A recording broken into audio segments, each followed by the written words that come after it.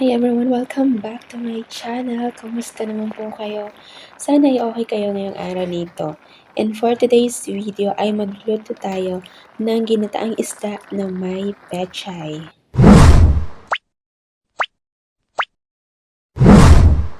Una nating gagawin ay pakuluan ng isda sa suka. Mga 2 tablespoon lang na suka. Nasa mahinang apoy lamang guys. At pagkatapos ay lagyan na natin ito ng 1 and 1/2 cup of water. At ilagay na din natin ang mga sangkap, ang mga aromatics tulad ng sibuyas, bawang at kamatis.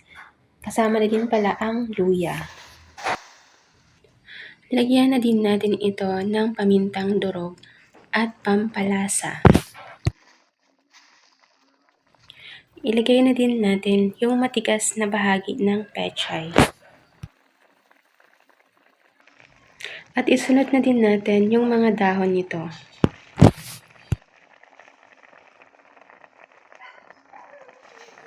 Takpan natin hanggang sa medyo maluto na ang mga pechay.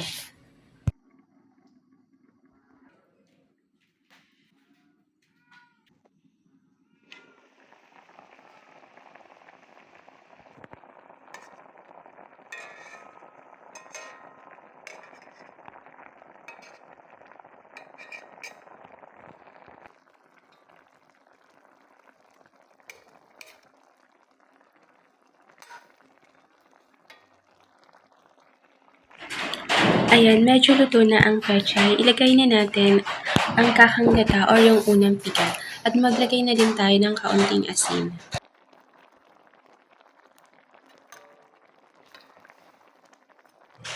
Hayaan lang natin yan na kumulo.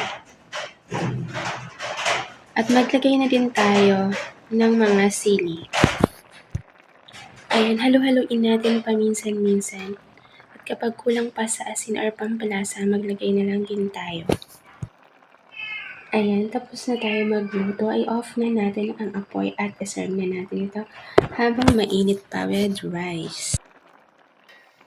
Ayan, sana ay nagustuhan nyo ang ating video for today. Please don't forget to like, share, and subscribe. Bye!